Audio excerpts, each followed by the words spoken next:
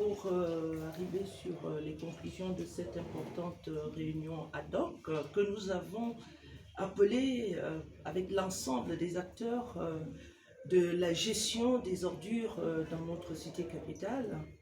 Il faut aller au constat. Le constat, c'est que la ville est sale. Yaoundé est sale. Nous avons fait une descente il y a quelques jours.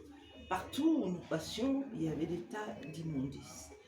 Et maintenant que le constat est fait, c'est quoi la raison de ce développement d'ordures sauvages le long de nos rues, non loin des établissements sanitaires, scolaires, hôteliers, sur les axes principaux, lorsqu'on sait que le Cameroun est en Afrique centrale le pays le plus aujourd'hui visité? La raison est simple. Les entreprises prestataires n'ont pas de contrat depuis bientôt 7 mois. Le constat également est clair, le non-paiement des prestations, l'absence de maîtrise d'œuvre, mais il faut dire que le gouvernement de la République a bien voulu ouvrir ce secteur à la concurrence afin de permettre que les populations bénéficient des retombées de la concurrence, de la compétition qui permet de réduire les coûts, mais également d'améliorer les prestations et assurer la santé et la sécurité des personnes. Malheureusement, le deuxième prestataire que nous ne citerons pas, a quelques difficultés d'ordre organisationnel, financier, et donc ne dispose pas des ressources matérielles et techniques pour pouvoir donner les résultats attendus. Face à ce constat, tous les acteurs, nous nous sommes accordés d'aller vers une opération coup de poing. Une opération coup de poing qui va viser à mettre la cité capitale sur une semaine propre. Yaoundé sans poubelle.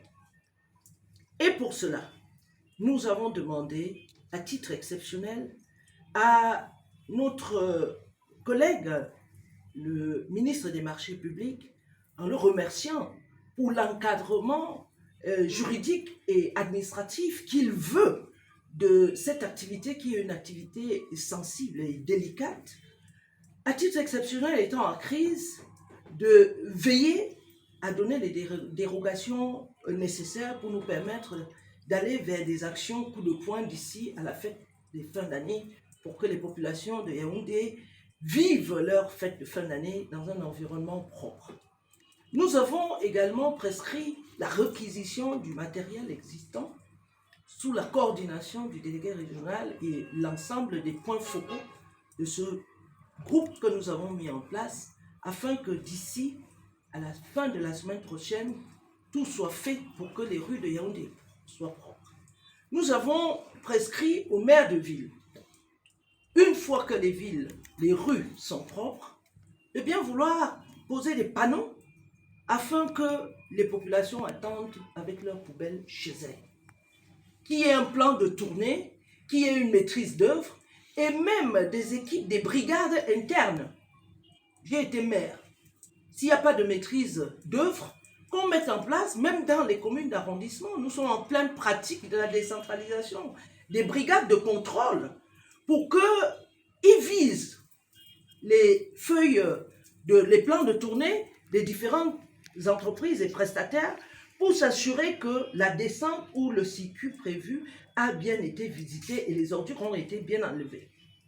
Mais également, mener une campagne de sensibilisation pour que les chefs de quartier, les chefs de bloc, les associations des jeunes, des femmes, se mettent aussi au travail pour être porteurs des informations sur le modèle que nous voulons, que les ordures restent jusqu'au passage des camions, mais également de faire cette sensibilisation auprès des étudiants, des élèves qui sont en vacances.